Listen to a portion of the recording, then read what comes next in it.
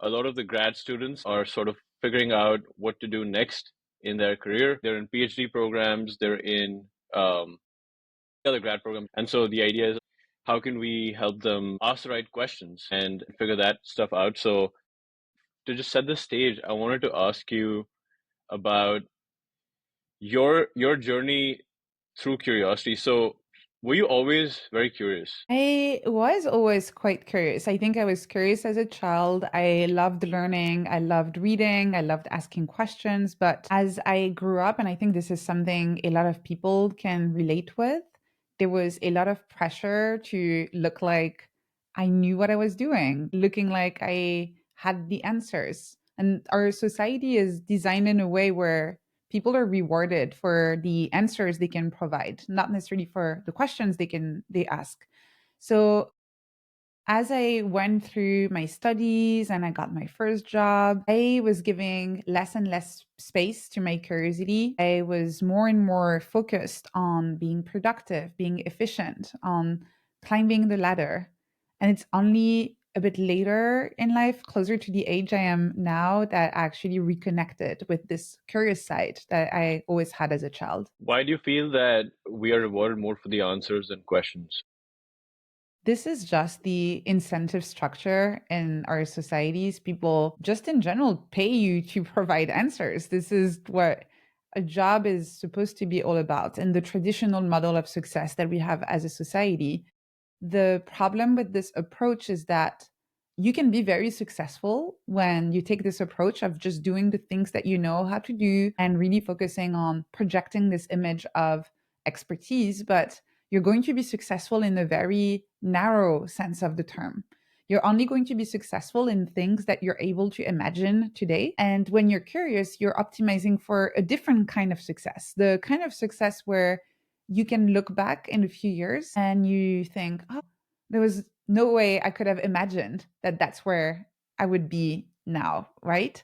So those are two completely different approaches to success. One of them is very linear, focused on things that you know how to do, focused on, again, productivity, efficiency. Whereas the other approach that's more experimental, and that's the approach I talk about in my book, Tiny Experiments, is really about optimizing for exploration, for discovery, for asking questions, for innovation. And it can be a little bit messier, but it also means that you're carving your own path instead of copy pasting whatever success is supposed to look like. How can people reframe their relationship with uncertainty? The first step is probably to acknowledge and understand the fact that the instinctive response that we have in front of uncertainty when we're faced with uncertainty, which is a response of fear and anxiety, is completely natural. From an evolutionary perspective, our brains are designed for survival. And so that means that our brain is going to try to reduce uncertainty as much as possible. In our evolutionary past, for our ancestors, the more certainty you had, the more information you had in terms of where are the resources, what are the different threats in the environment, the more likely you were to survive. But in today's world, as modern human beings, we want more than just surviving. We want to thrive. And so there is a little bit of work to do to unlearn those natural responses that were very useful when we were living in the jungle, but not so useful in our modern society, and make space for that uncertainty, embrace that uncertainty. And instead of seeing it as something to fear and to avoid, accept that uncertainty is a natural part of growth.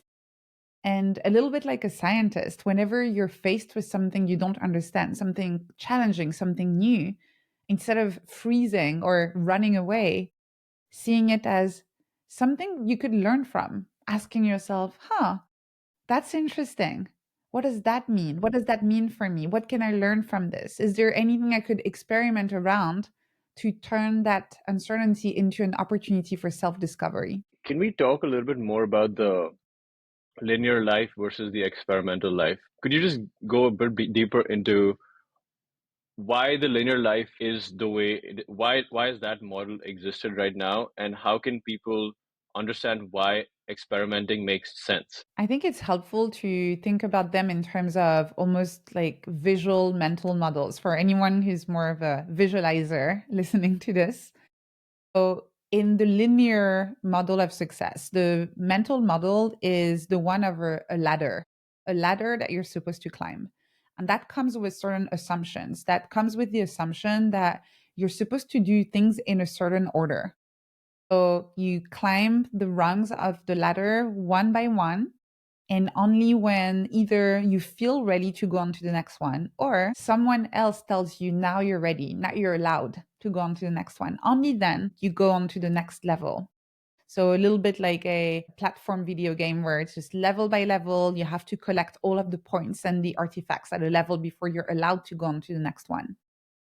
Another problem with this linear approach is that because everybody is climbing a similar ladder, you can compare your success to the success of others. And that creates this anxiety that comes from social comparison, where you look at this other person, this other student, and you ask yourself, how come we technically started at the same time and this person is up there and I'm still here? What you don't realize is that they're probably at a different level in other areas of their lives, in other areas of their studies, but you don't see that when you're focusing on just the main ladders that everybody is climbing at the same time. The mental model of the experimental approach compared to the linear approach. So in an experimental approach, it's not a ladder, it's a loop.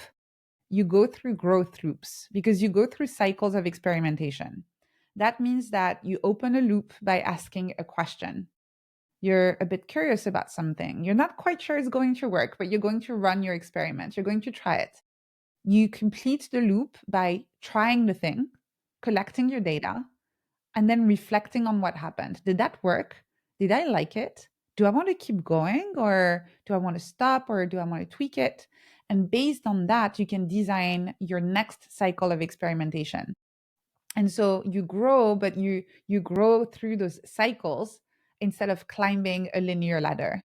What that does is that everybody is building their own sandbox, their own mini laboratory for experimentation, and you can't compare what you're experimenting with what another person is experimenting with, because you have your own life, your own ambitions, your own parameters. So whatever experiment I'm running, it's very unlikely that it's the same you're running. And because of that, there's no social comparison. You're literally creating your own definition of success. Let me play the devil's avocado here. What is the benefit of social comparison? Again, that's what I was saying earlier. If you want to be successful in the traditional sense, then this is great. This is great. It tells you where you are. It tells you what else you need to do, how many more rungs of the ladder you need to climb in order to get to that specific destination. So, in some careers, if you want to have this more linear approach to your career, which is completely fine, there's nothing wrong with that. What I'm offering is an alternative. If for you the linear career is not too appealing, I'm offering an approach for a more non-linear career. So social comparison can be really good when we all have the same definition of success and the same metrics of success. And we can then compare our success to the one of others. And we know where we are in the game and we know what we're supposed to do in order to get to the next level. Very useful, very efficient. If you let go of the social comparison, it does come with a lot of uncertainty. You don't really know where you're going. You don't know the rules. There's no playbook that you can copy and paste in order to be successful. And that can be something that some people don't want in their lives. And so I think it's very important. And so thank you for asking this question, to acknowledge the fact that it's not that one is better than the other, but it is going to bring you certain constraints for both of them. Linear constraints in terms of what your success is going to look like, and nonlinear experimental is going to have also constraints in terms of if you're seeking a sense of safety and stability at the beginning, it might be a little bit more challenging. I feel a lot of the conversations that I have with students, they've been around this topic of fear, and it's mostly stability is the solution to fear, not and that's why they're moving towards these careers. And on a larger system basis, like in college, the education system is set up in a way that it can also provide you answers to certain questions.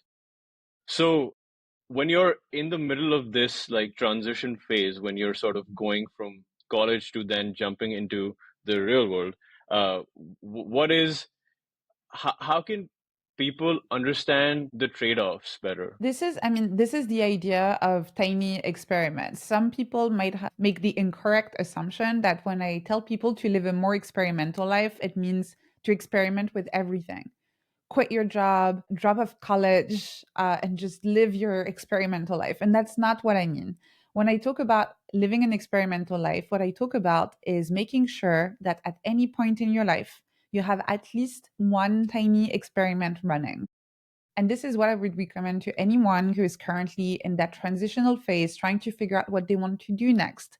Or maybe you actually have a pretty good idea, but you want to make sure that you explore all of your options, is to create those tiny experiments that you can do on the side. So that's also something I see a lot of people doing. You might decide to be pretty linear in a part of your life because that's what you need right now.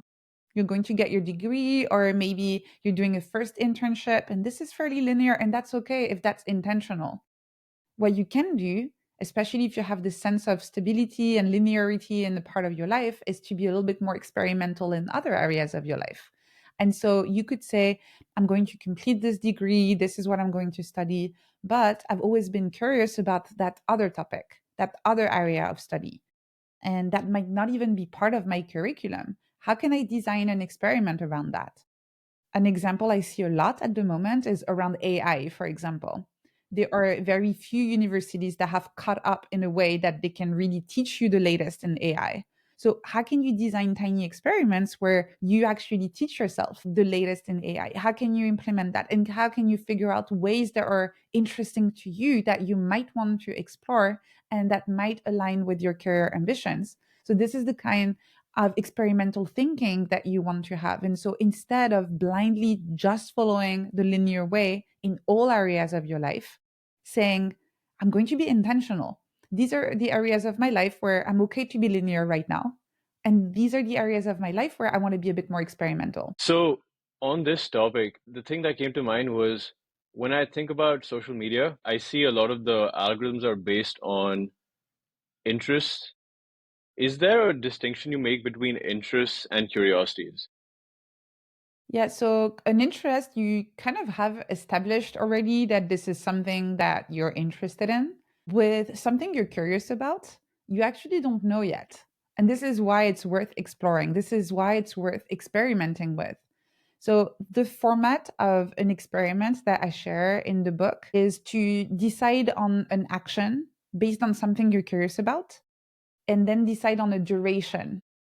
This is the duration of the experiment. So, you might say, for example, I'm going to learn one new AI tool every week for 6 weeks. I'm going to write a weekly newsletter for 2 months. I'm going to meditate every morning for 15 days. I will action for duration. If you have an interest, if you're interested in medieval history or whatever that is, you already know you're interested in it. And so you tend to read books about it and listen to podcasts about it. You don't necessarily need to have an experiment around it because you already know this is something you're interested in. What is amazing with tiny experiments is that the conclusion, the result might tell you, actually, I'm not interested in this. I like the idea of it. When my friends were talking about it, I thought I would like Hmm. it, but actually, I don't. And I had an experiment like that where about a year and a half ago, I don't know why, but everybody around me decided to become a YouTuber. Everybody around me decided to become a YouTuber. And those were friends who I deeply admired. I loved their creative thinking, I loved their work. And I thought, maybe I should start a YouTube channel too. Everybody is doing that. And I'm creative too. I like writing. YouTube is just another creative medium. So I decided to design a tiny experiment. And I said, I will publish a weekly YouTube video until the end of the year. It was around September, so that was roughly 3 months. And I conducted the experiment. I published my weekly videos. And at the end of the experiment, when I looked at the external metrics, it looked pretty good. I had quite a few subscribers, positive comments, lots of likes. But the internal signals of success, I actually was dreading recording those videos every week. I did not enjoy it at all. And so I decided to stop. After that experiment, I knew now that this thing I was curious about actually would not turn into a long term interest. So, what are some questions people can ask themselves to understand what they're curious about? So they are the example I gave you is actually a really good example. Just things that your friends are talking about, things that you've heard on podcasts or you read about in books and you feel curious about, that can be a really good starting point. If you see people who you admire or you like their work or you like the way they think, and they mention that they like something, that might be worth investigating. Maybe you will also enjoy this. So that can be an area of curiosity that you might want to turn into a tiny experiment. Another one is going back to your childhood, thinking about what are things you were curious about as a child and that maybe you put aside because you were busy with your studies and life in general. So that can be something. And one of my favorite ones is noticing when you have a fixed mindset. So, in my case, for example, last year, I heard myself saying to someone, I'm so bad at meditation. I'm terrible at meditation. This is not for me. And I caught myself saying this. And I noticed this is such a good example of fixed mindset. So I decided to design a tiny experiment around it. And that's the example I shared earlier. I said, I'm going to meditate for 15 minutes every day for the next 15 days. That was the tiny experiment. So noticing things where there's a bit of resistance, where you hear yourself saying, I'm just not good at this thing. This is not for me. That might be worth conducting a tiny experiment around it, even though your hypothesis is that it's not going to work. That can actually be a good hypothesis. I think I'm not good at it, but it's worth trying it for maybe 10 days or 15 days. And you know what? Your experiment might confirm this, and you'll be able to say in the future, I actually tried it, not for me. Or you might get the other, disproving your hypothesis and realize that maybe this is something you enjoy. Yeah. Another aspect of this is obviously your cultural upbringing and how there's certain rules around that or the way traditionally people think about it. And, there's a lot of people that come from all over the world to the US to study, and they have a certain image of the career path because of how, I mean, I'm from India. They say you're either a doctor, lawyer, or a failure. So those are like common things that are said very casually, but there's some weight to them. And a lot of times that students, when they're thinking about, hey, I want to do something that looks nothing like what I'm doing right now, and when it comes to my work and the career I want to design, it's that conversation going in their mind too. So what do I say to my parents, my uncle, aunt? Like, how can people kind of bring this mindset within their family, or how navigate those conversations? Because I think that's such a core part of making these decisions too. I think this is why it can be helpful to come to the table for those conversations with a little bit of data that you collected. I think about, I don't know how many people know about him in the US, but here in Europe, he's pretty well known. But Ali Abdal, he was a doctor and ended up being a YouTuber. And he basically showed to his parents that he was publishing these YouTube videos and that people were watching them. And so it started in a way as an experiment, and then it was a lot easier to show to his parents that there was another way to be successful. It's the same for me. It's only when I started making money with writing online and the work that I was doing that my parents, who also come from a fairly traditional background, my mom is Algerian. And when I left Google, she was panicking. Like she really thought I was heading straight to the homeless shelter when I told her I was quitting my job. It's only when I demonstrated that I was actually able to support myself in doing this that they were okay. So there's also a way, I think personally that a lot of the advice that just says quit your job, stop your studies, and just follow your dream is actually very dangerous advice. First, because financially speaking, it often doesn't turn out to work out for people, but we never talk about these stories. We only talk about the success stories. Second, you're actually not that it should be the main reason why you make any decisions, but you're probably going to worry a lot of people around you when it's not actually necessary to do that. So, a way to do this is for now to stay in whatever linear path you're following while you explore something else. The real risk is when you stay on that linear path and you don't have any space for experimentation. And then you look back when you're 40 and you Hmm. realize that you've been living this life and going through this career that was not what you wanted to do. But if you're still in your early 20s and you're still figuring out, there's nothing wrong with getting started for a couple of years in whatever career is safe and stable while you figure out what is the other thing that you want to do.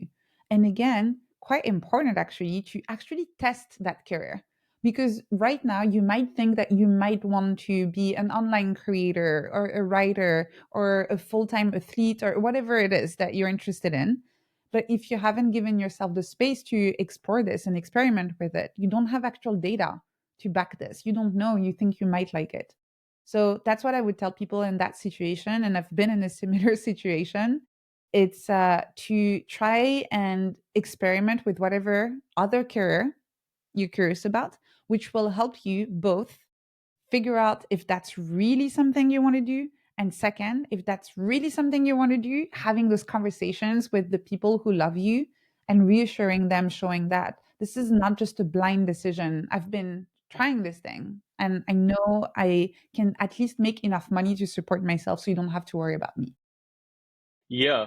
Another part of this, and I know that the whole mindset behind experimenting is to only come up with you're trying to learn. You're trying to collect more data to learn about if this makes sense externally, internally, kind of seeing the alignment there. I mean, if they're both aligned, then you know that this is something that you can continue doing. Where we are in a place also where it's so easy to judge our experiments while they're kind of happening and try to project out into, oh, wait, this is not going the way that I thought it would go. How can we be more detached in the way we look at these experiments that we're running? Is there something that we can do there? This is actually an inherent core part of running experiments. That's why you decide on the duration in advance. So you say, I'm going to do this thing and I'm going to do it for this duration. And for that duration, I'm going to withhold judgment. Just like a scientist is not going to start poking at the data in the middle of the experiment. And if they don't like what they're seeing, they're stopping the experiment, right? You have a protocol that you write at the beginning and then you follow the protocol, you go through the experiment, and it's only at the end that you analyze the data and you see whether your hypothesis was correct or not. So it's the same when you run experiments in your life and your career, you decide on the duration in advance and you withhold judgment. And you might still experience some of the discomfort, the doubts, the anxieties. You might be feeling like, oh, this is not really going in the direction I Hmm. expected. But this is my experiment and I committed to it for a month. So I'm going to finish it. And only when I'm done, I'm going to review the data, the experience, and see what I learned and whether I want to keep going, tweak it, or pause it. And this is really how you can make sure you make the most of the experiment and you learn from it because obviously, especially if it's something quite new, there is going to be a little bit of friction at the beginning. It might be a little bit challenging and there is going to be a temptation to stop. So pick your duration in advance and stick to that duration. What's a lot of this, I think, is also about how we learn and in what settings we learn best. Is there anything from your research that you have found about how we can understand the way that we are actually learning? What is optimal for one person versus the other?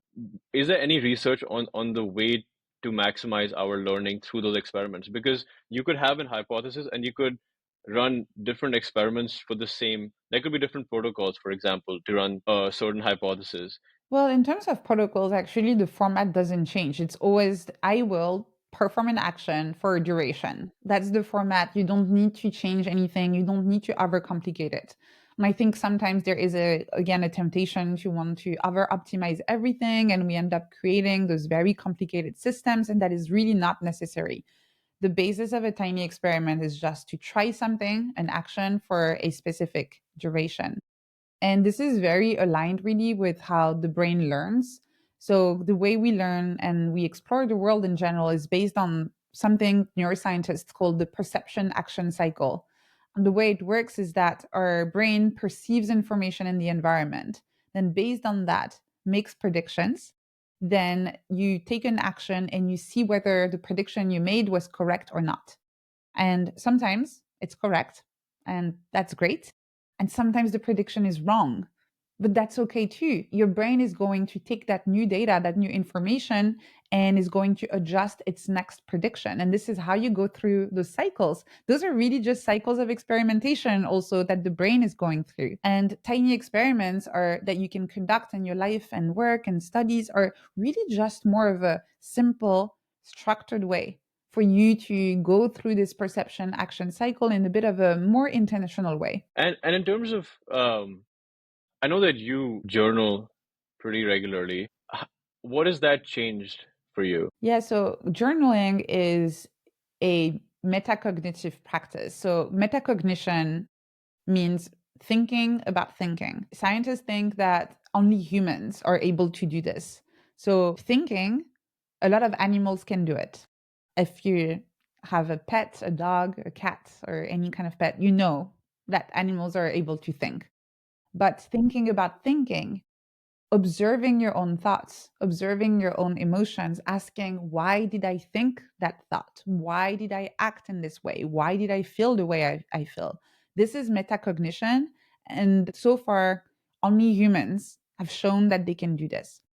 And journaling is actually a really great tool to practice metacognition. It's a great way to take your thoughts out of your head, put them in front of you, and observe them.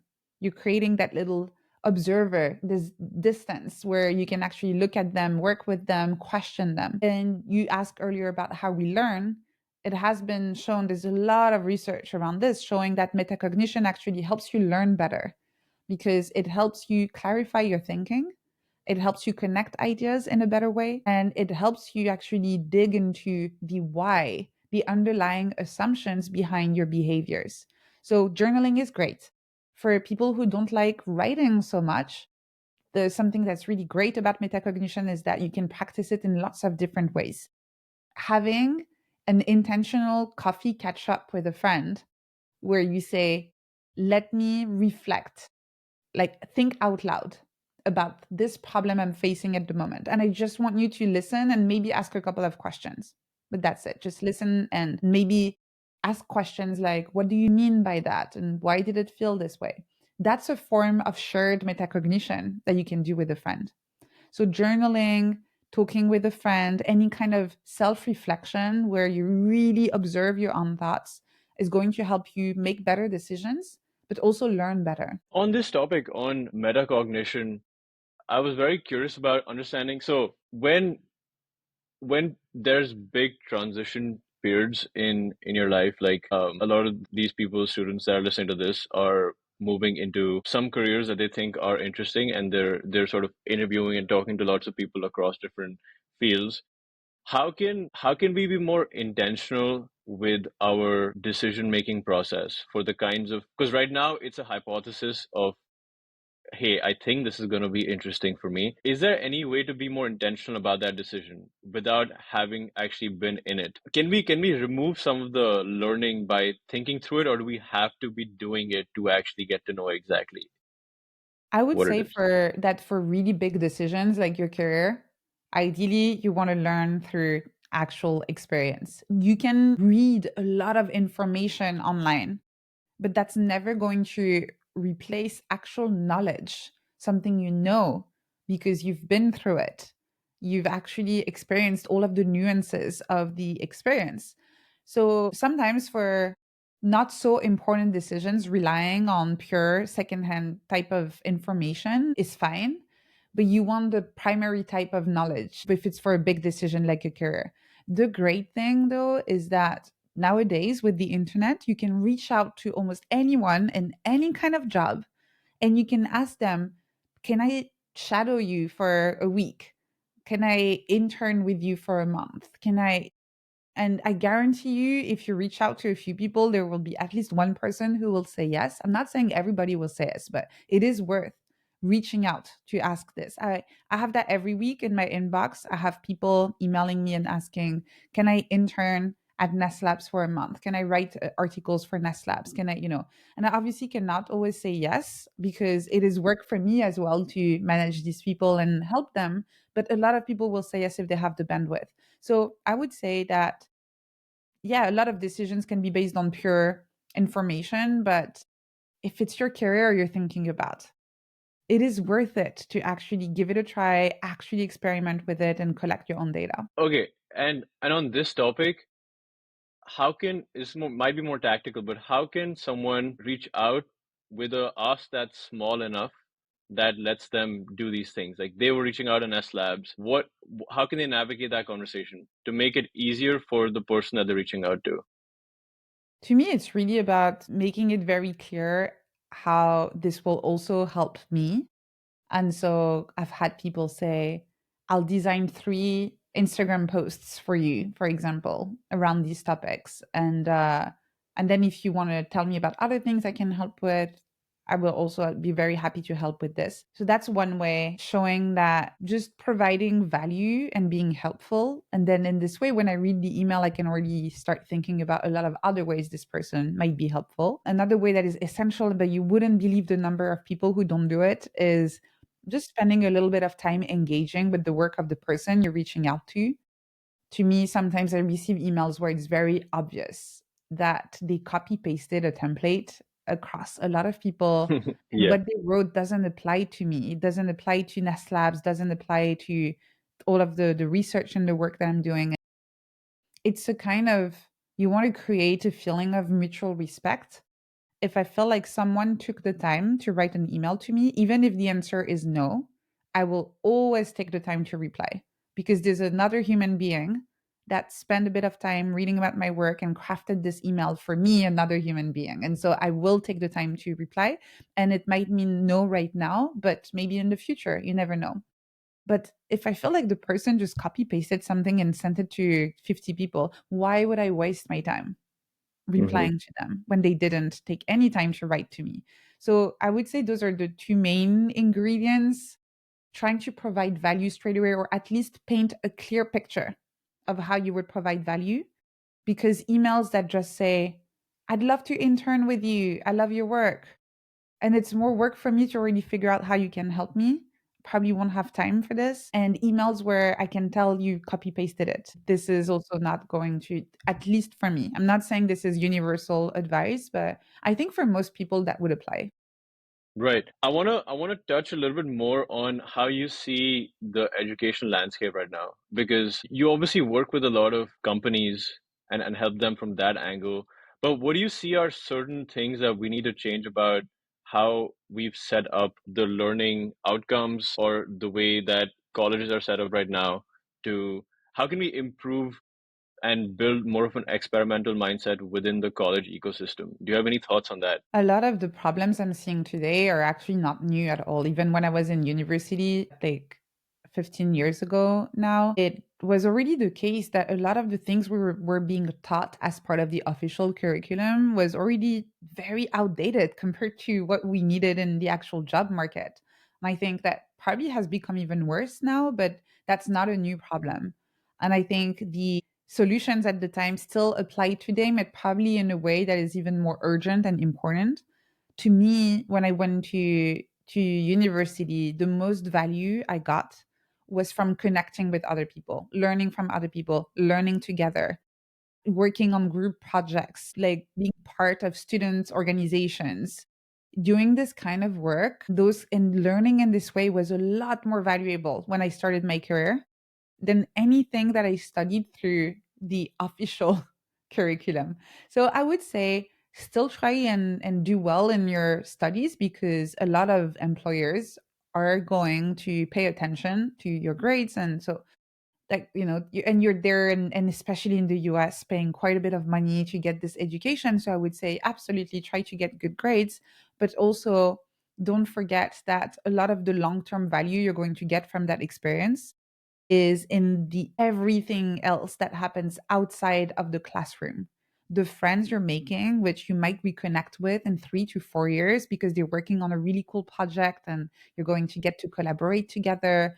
The different skills you're going to pick up because you're working on a campaign for a student's project, and you're going to learn how to manage big projects and collaborate with the team and navigate uncertainty together. All of these are the things you want to invest in. And you really don't want to ignore these and leave uni with just your head full of facts that you learned through Yeah, your right. curriculum, and then none of the know how, the learning how to learn, which is what you need in a world where everything is changing so fast. What's the most important skill or 1 to 2 skills you think are relevant for someone coming out of college now that Yeah. will help them for the future? Learning how to learn. That's all you need. I'm just seeing the pace of change in technology, different industries being created overnight, other industries disappearing overnight. If you want to be successful, you have to be able to teach yourself anything pretty quickly. And if possible, developing enjoyment for it, really actually enjoying learning new things. If you can both learn how to learn and also learn to fall in love with problems, with challenges, with questions and uncertainty, you're going to thrive. You'll have nothing to worry about. When you say learning, how can we fall in love with the process of learning? By doing it, it's a practice. It's really reinforcing this feeling of facing something new, difficult, uncomfortable, the friction of exploring a new topic, a new idea. We know that, right? Just look back on things that you're able to do with your eyes closed today and just think back on the first time you did it, how difficult that was. And developing this love for this process, this struggle, and then the amazing payoff you get when you get to a point where you look back and you can see the progress that you've made and how now this is something that you can do. Now you can write, now you can code, now you can edit videos, now you can do all of these things. Now you can use this tool when there was a point in your life where you could not do that. So it's really just through doing it. And it becomes a lot more easier to do it and to get those reps in if you pick topics you're actually curious about. So instead of forcing yourself to go through this struggle around things you don't care about, where it's like the double arrow of suffering, do it with things you're actually curious about. And then you're going to develop this taste for learning and really enjoying the effort of figuring it out. Last question for you on this is when you talk about AI, what do you see the relationship we will have with AI going forward? I mean, you've talked about it being a um, like a person that you can sort of just brainstorm ideas with, someone that's like a thought partner.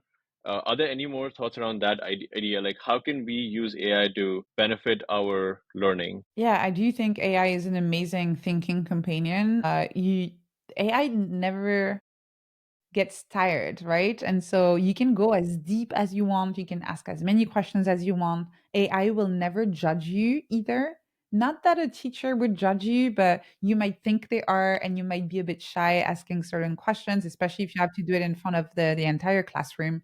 You don't have that with AI. So you can obviously ask as many questions as you want for as long as you want. You can also ask questions where genuinely your teacher would probably not be able to answer that question. You can ask questions that are so weird, so niche, asking about the intersection of two different subjects where there's probably no expert who would be able to answer that question, or you would have a really hard time finding them. You can ask that question to AI. And so, in a way, I really think about it in the same way that Wikipedia really allowed us to be more curious about a lot more different topics because you could just pull out your phone and have a quick look when before you would have just forgotten about it, right? You would have maybe thought, oh, yeah, I'll go check in the library at some point. That would never happen decades ago. That's what would happen, right? With Wikipedia, a lot of us started just checking it very quickly, just checking what is that? What is that fact? What does that mean?